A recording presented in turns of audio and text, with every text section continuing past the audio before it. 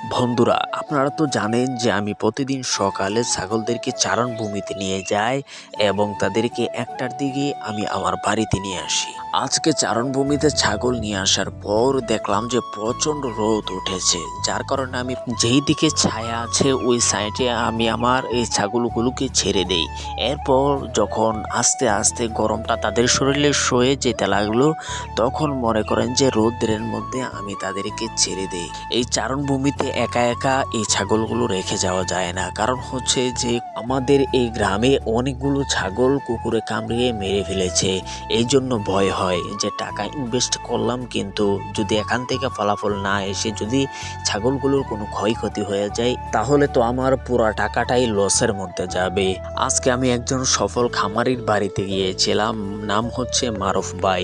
তাকে বললাম যে ভাই, চারণভূমিতে যে আপনি আপনার ছাগলগুলো রাখেন, আপনার ছাগলগুলোকে কি কুকুরে কামড়ায় না? তখন তিনি বললেন যে দেখেন, আমার বাড়ির সামনে 3 থেকে 4টা কুকুর রয়েছে, এগুলো আমি পালন করি। আর এই কুকুরগুলো যখন এখানে থাকে তখন যে পাগল কুকুরগুলো আছে এইগুলো আমার বাড়িতে আসতে পারে না এবং আমার ছাগলগুলো কামড়াইতে পারে না।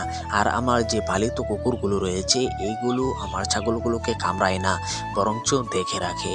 যারা চারণভূমিতে ছাগলগুলো ছেড়ে রাখেন তাদের জন্য এই বিষয়টি, এই মারুফ ভাইয়ের পরামর্শটি প্লাস পয়েন্ট হতে পারে। তো মারুফ ভাইয়ের এই পরামর্শে আমিও কুকুর পালার সিদ্ধান্ত নিয়েছি।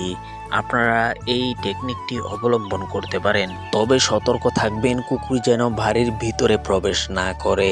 আপনার বাড়ির বাহিরে কুকুরগুলো রাখবেন, কারণ আল্লাহর রাসূল সাল্লাল্লাহু আলাইহি ওয়াসাল্লাম বলেছেন, লা তাদখুলুল মালাইকাতু বাইতান ফিহি কালবুন ওয়ালা তাসাউবির। রাসূল সাল্লাল্লাহু আলাইহি ওয়াসাল্লাম বলেন, যেই বাড়িতে যেই ঘরে কুকুর প্রবেশ করে, যেই ঘরে কুকুর থাকে ওই ঘরে রহমতের ফেরেশতা প্রবেশ করে না।